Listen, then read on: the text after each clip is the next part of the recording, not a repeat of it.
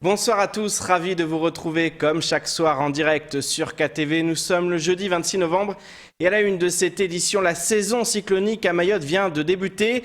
L'occasion pour Météo France de faire un rappel sur les enjeux de l'ouverture de cette saison cyclonique.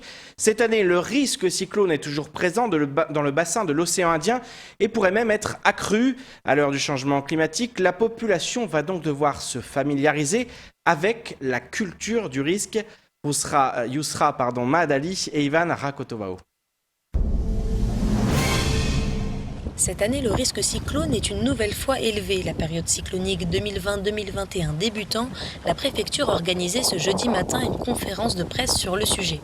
Au cœur du discours, la sensibilisation de la population aux risques naturels. En effet, selon le directeur de Météo France, Mayotte n'est pas à l'abri d'un nouvel épisode cyclonique. Le département doit donc se préparer au mieux à cette éventualité. On constate en effet que sur les 6 dernières années, Mayotte a été frôlée 3 fois par des cyclones tropicaux, en 2014 et en 2019. On anticipe d'ailleurs pour les années à venir une augmentation du risque cyclonique en lien avec le changement climatique et la montée des océans. Pour la saison qui vient, les services de Météo France anticipent par ailleurs une activité légèrement supérieure à la normale et une typologie de trajectoire plutôt menaçante pour le canal du Mozambique. Donc il est impossible de prévoir si Mayotte sera touchée cette année par un cyclone, mais le risque est plus élevé que la normale. La préfecture veut acculturer la population au risque cyclone et sensibiliser sur le respect des consignes de sécurité. En décembre 2019, l'île faisait face à la menace du cyclone Belna qui se rapprochait fortement de nos côtes avant de finalement changer de trajectoire. Pour la préfecture, cet événement a mis en avant les failles du département au niveau des lieux de rassemblement sécurisés. Jean-François Colombet, le préfet de Mayotte, encourage la population à prendre plus au sérieux la menace de risque cyclonique. Ce que nous apprend cette séance, c'est que nous avons plus de risques d'être touchés par un cyclone l'année prochaine, enfin dès cette saison, et qu'il nous faudra fournir un effort plus important pour mettre à l'abri les populations. Et mettre à l'abri les populations, ça veut dire convaincre les populations de rejoindre un abri.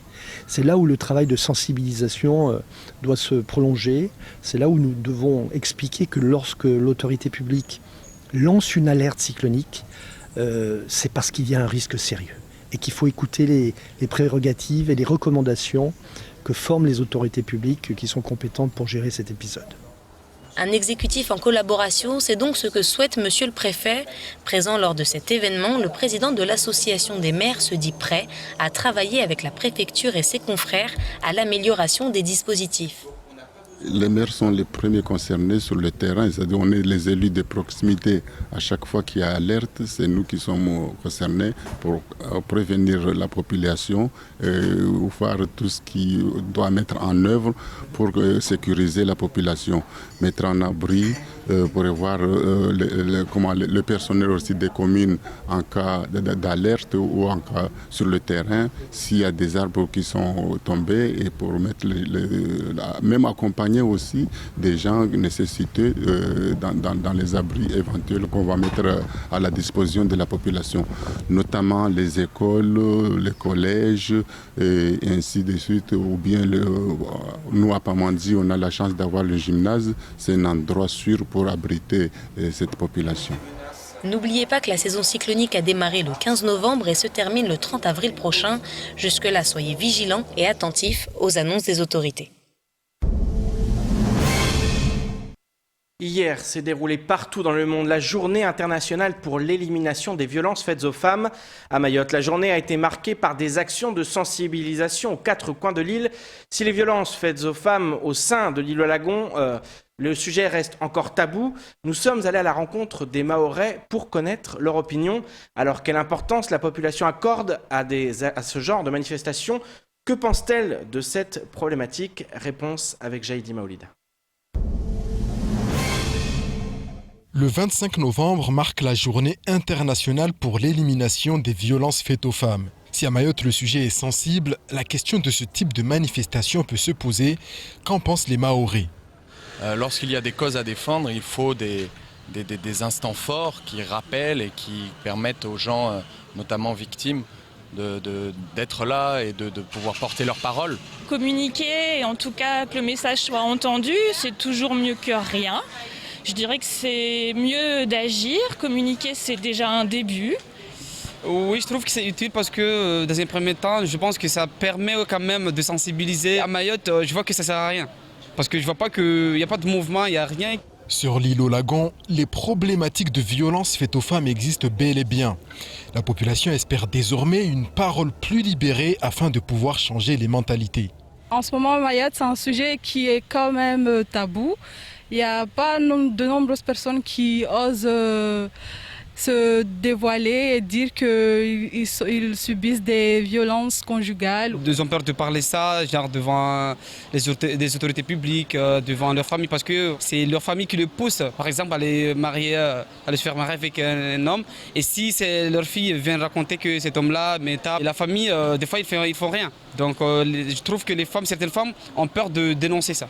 Les campagnes de sensibilisation sont de plus en plus nombreuses. Si sur le territoire le message est entendu, qu'en est-il de son efficacité ? Des fois on en parle, mais on constate de jour en jour que les violences augmentent toujours.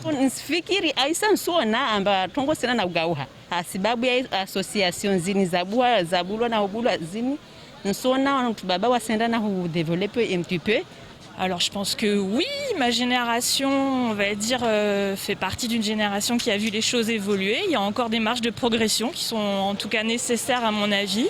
Et j'espère que les choses s'amélioreront encore pour les générations futures.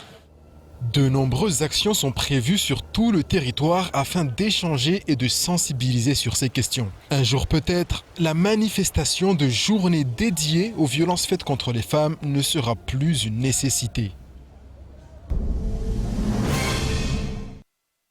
Et ce matin, une trentaine de demandeurs d'asile a manifesté devant les locaux de la Croix-Rouge française. Ils ont remis une lettre au directeur de l'association pour faire état de la précarité dans laquelle ils se trouvent. À 15h30, une délégation a pu être reçue. Néanmoins, la Croix-Rouge a rappelé que dans son contrat local avec l'État, elle n'est pas mandatée pour aider les migrants. La mission reviendrait à Solidarité Mayotte. Je vous propose d'écouter un échange au cours duquel une mère confie sa détresse. Nous ne sommes pas des délinquants et tout là. Ah, voilà. Le problème est que, comme je vais vous parler, vous avez des logements que vous accordez les gens de 6 mois. L'urgence, c'est quoi? Vous avez pris quelqu'un dans la rue. Oh, vous avez pris quelqu'un dans la rue, vous l'avez hébergé pour 6 mois, et après 6 mois, vous demandez à quelqu'un de sortir dehors. Moi, je suis là. Je suis parmi les gens que vous avez demandé d'être dehors. En même temps, ma fille a été violée ici, à Mayotte. Il n'a rien comme... Et donc on n'a redonné rien, on l'a même à la police s'est arrêté. Et je suis là avec mon enfant, suivi par la CMP. Et après 6 mois, on a dit que le contrat est fini. En même temps, vous m'avez pris dehors. Si ma fille est violée parce qu'elle était dehors, et je vais rentrer dehors, ou que ma fille elle va encore être violée, et là, parce que vous allez récupérer votre maison. Moi, je dis que non. Vous êtes là pour nous secourir, c'est non pas pour nous livrer. Vous êtes là pour nous secourir. Alors, faites votre travail. Nous sommes là, nous souffrons. À noter que les demandeurs d'asile envisagent de rester sur place dans l'espoir de recevoir de l'aide pour passer la nuit. Et tout autre sujet maintenant, une filière de cosmétiques 100% mahoraise devrait bientôt voir le jour. L'initiative vient de la Chambre de commerce et de l'industrie et de la DIECT. L'objectif est de réunir producteurs et transformateurs de l'île afin de créer des synergies et de bâtir une filière d'excellence. Ce matin, ils étaient une dizaine à se réunir à la CCI pour parler de ce projet. Yousra Mahadali et Ivan Rakotovao étaient sur place. Reportage. Ils attendaient beaucoup de cette réunion. Une dizaine de producteurs de cosmétiques s'étaient donné rendez-vous à la Chambre des commerces et de l'industrie. Objectif, s'unir pour créer une filière 100% Mayotte. Actuellement, nous avons une dizaine d'entrepreneurs dans le domaine de la cosmétique à Mayotte, tout du moins ceux qui sont connus et déclarés. Et on constate que ce domaine intéresse de plus en plus. Donc l'idée, c'est vraiment de pouvoir répondre à cette demande qui émerge. Et de plus, le territoire a entamé une structuration de cette filière à Mayotte par la CCI.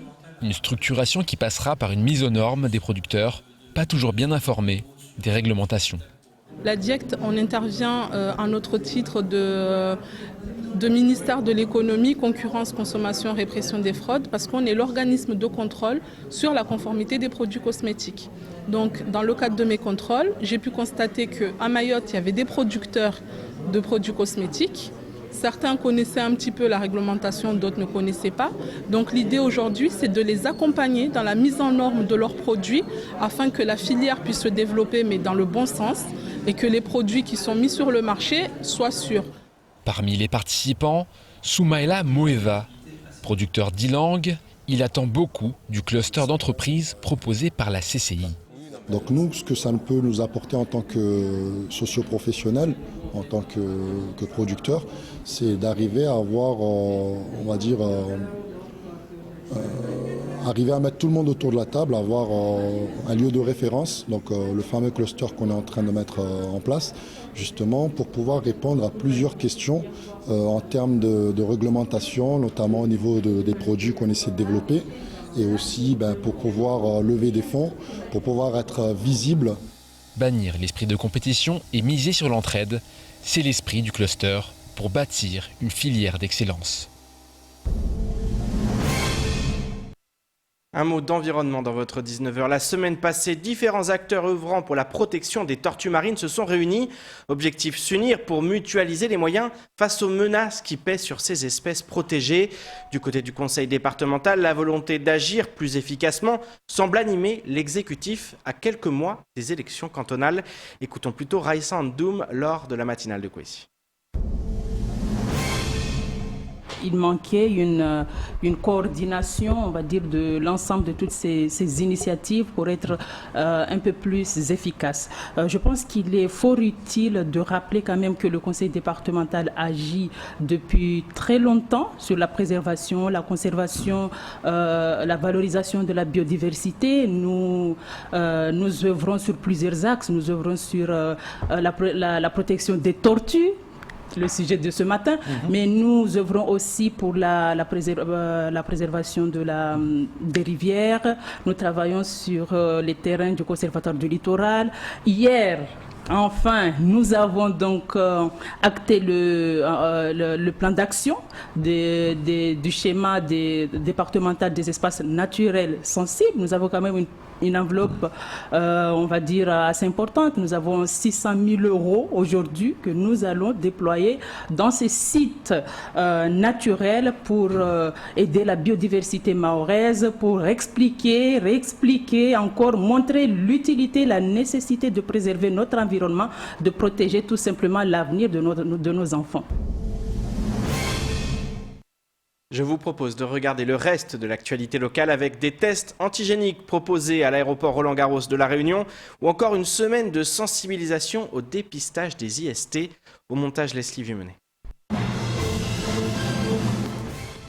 La saison des baleines a pris fin, mais le lagon n'est pas avare de trésors sous-marins, notamment ce qui concerne la faune. Selon le parc naturel marin de Mayotte, ce mois-ci, des observateurs du réseau Tiono ont pu rencontrer au large des groupes de cachalots nains ou des orques pygmées. D'autres espèces rares ont été vues hors de la grande barrière extérieure, comme un petit rorqual antarctique ou encore des dauphins de ruisseau. 25 espèces de cétacés peuvent sillonner les eaux de Mayotte. Cela représente ni plus ni moins qu'un quart de la diversité mondiale. Le parc incite les adeptes de sortie en mer à noter leurs observations sur le site ou l'application Tiono. Toutes les données recueillies et centralisées par le parc peuvent ensuite contribuer à mieux connaître la vie marine mahoraise et à améliorer les mesures de gestion des espaces naturels. Alors, vous avez observé une espèce remarquable à Mayotte, vous pouvez participer en partageant votre observation sur le site internet www.tiono.fr ou en téléchargeant l'application mobile. L'ajout de photos est recommandé. L'aéroport Roland-Garros à La Réunion vient de mettre en place une offre de dépistage à l'aide d'un test antigénique. Au moment du débarquement, des personnels sont chargés d'orienter les passagers qui désirent réaliser ce test, dont le résultat est disponible en 24 heures. Ce dispositif est en place depuis le 22 novembre dernier. Si le test est positif, le voyageur arrivant est invité à se rendre dans son lieu de destination à La Réunion et de s'y confiner. L'ARS est informée et prend contact avec lui. L'aéroport Roland-Garros a procédé à un certain nombre d'aménagements de ses agencements afin de permettre d'offrir aux passagers et à leurs proches des outils pour être pris en charge d'un point de vue sanitaire si nécessaire. C'est ainsi qu'au niveau de la sortie de l'espace de récupération des bagages, 2 caméras thermiques ont été installées. Elles permettent de prendre la température des voyageurs qui arrivent. Celles et ceux qui afficheraient une température supérieure à 38 degrés se voient proposer un contrôle plus approfondi et recommander une consultation médicale. Reste maintenant à savoir si l'aéroport de Mayotte empruntera le même chemin. Le dépistage ne concerne pas uniquement la Covid-19. En effet, du 29 novembre au 5 décembre, des actions de sensibilisation et de dépistage des infections sexuellement transmissibles sont prévues à Mayotte. Outre le VIH-Sida, la syphilis, la chaude-pisse, l'herpès génital, l'hépatite B ou encore le papillomavirus sont détectés chaque année à Mayotte. Les IST peuvent se transmettre lors de rapports sexuels non protégés. Localement, près de 50 personnes découvrent leur séropositivité au VIH-Sida chaque année. Aujourd'hui, plus de 300 personnes vivent avec ce virus et sont suivies au centre hospitalier de Mayotte. Les femmes représentent la majorité des personnes testées positives au VIH car elles sont davantage dépistées que les hommes, notamment au moment de la grossesse.